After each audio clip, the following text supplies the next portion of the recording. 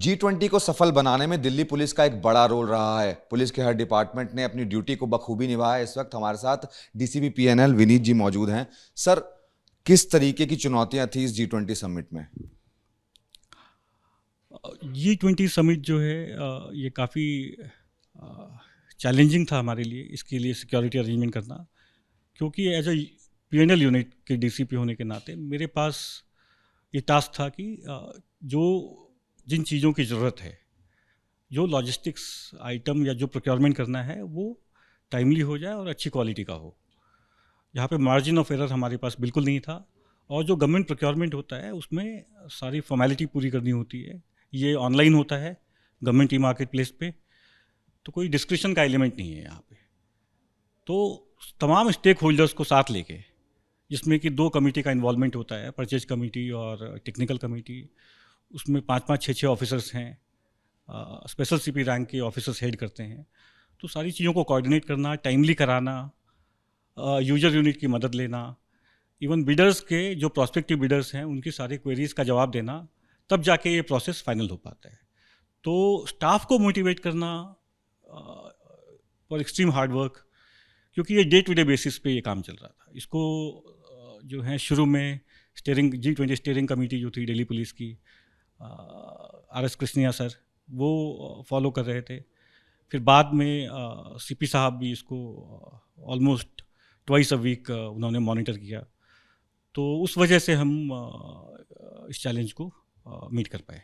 Sir, इस बार हमने देखा कि दिल्ली पुलिस एक अलग ड्रेस में नजर आ रही थी, तो ये प्लानिंग कैसे हुई कि पुलिस वर्दी में तो दिखे ही, लेकिन साथ ही साथ जो अंदर रहेगी प्रगति मैदान में वो एक अलग ड्रेस में दिखे, तो इसके लिए कैसे प्लानिंग की गई थी?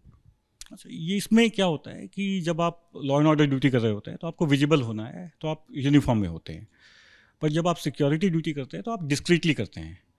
तो but at the same time जो सिक्योरिटी पर्सनल हैं वो अलग अलग टाइप के नहीं दिख सकते, बिकॉज अगर सबको आज़ादी हो अपने हिसाब से कपड़ा पहनने की, तो एक रंग बिरंगा सा माहौल दिखेगा वहाँ पे।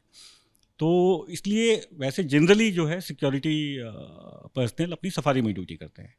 तो सीपी सर ने ये डिसाइड किया कि इस बार in order to showcase ourselves properly, एक ही कपड़ा होगा, एक ही तरीके की स्टिचिंग होगी, और तमाम जो हमारे सिक्योरिटी पर्सनल हैं उसी कपड़े का जो हम प्रोक्योर करेंगे सेंट्रली और डिस्ट्रीब्यूट करेंगे वही पहनेंगे।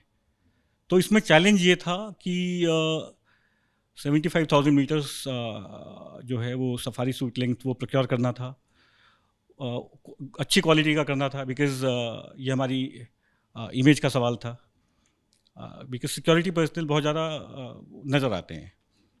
तो और उसके बाद टाइमली दे के उनको, सो दैट वो अपना स्टिचिंग करा सकें।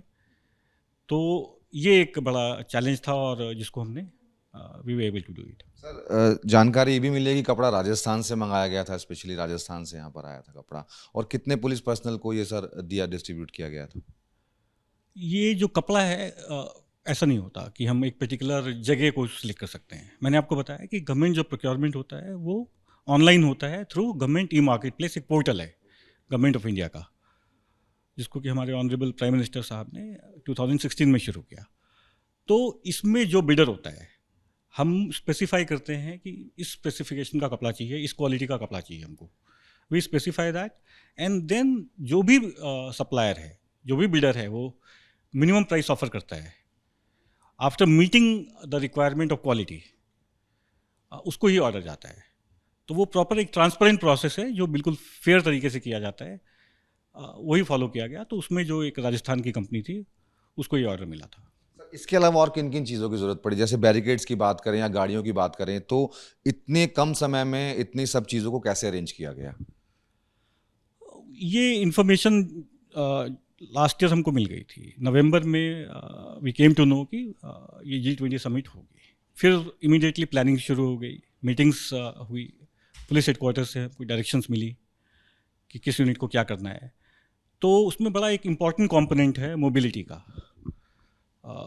कारकेट के साथ आपकी गाड़ियाँ होनी चाहिए, बिकॉज सिक्योरिटी स्टाफ काफ़ी लार्ज नंबर में कारकेट में होता है VVIP के साथ सिक्योरिटी प्रोवाइड करने के लिए। तो उसके लिए we needed good quality vehicles, high speed good quality vehicles, जो कि VVIP की जो कार है उसकी स्पीड को मैच कर सके।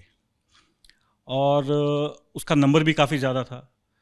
फिर ऑफिसर्स को भी मूवमेंट के लिए गाड़ियाँ चाहिए। तो ये ट्रैफिक और सिक्योरिटी यूनिट की जो रिक्वायरमेंट थी वो बहुत ज़्यादा थी।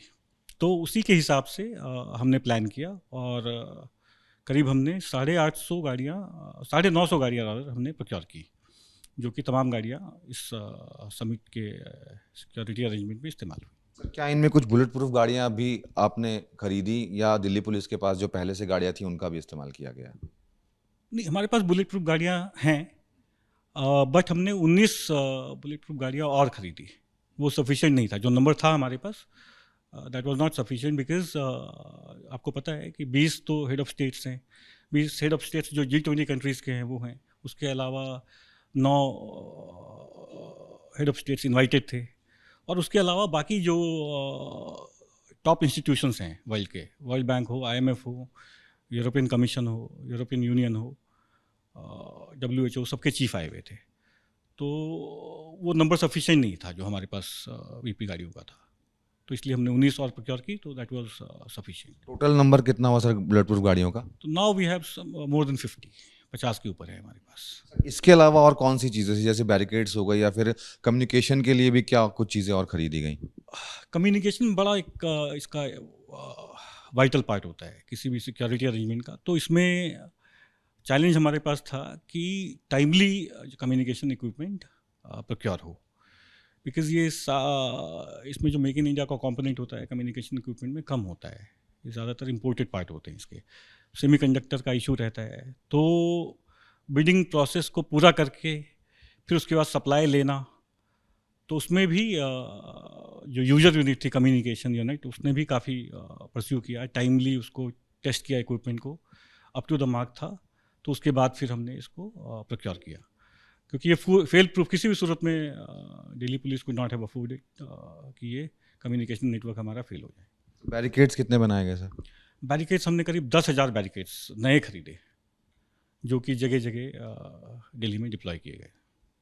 तो ये थे डीसीपी विनीत कुमार, जिन्होंने साफ तौर पर यह बताया कि लॉजिस्टिक की भी एक बहुत अहम भूमिका रही, क्योंकि लॉजिस्टिक का जो काम था वो पहले से ही शुरू हो गया था। अपनी अपनी रिक्वायरमेंट्स के बारे में बता दिया गया था, 1 साल पहले ही प्रोसेस शुरू हो गया था। यही वजह रही कि G20 जो सम्मेलन था वो सफलतापूर्वक हो पाया। Manoj Verma, ABP news, Delhi.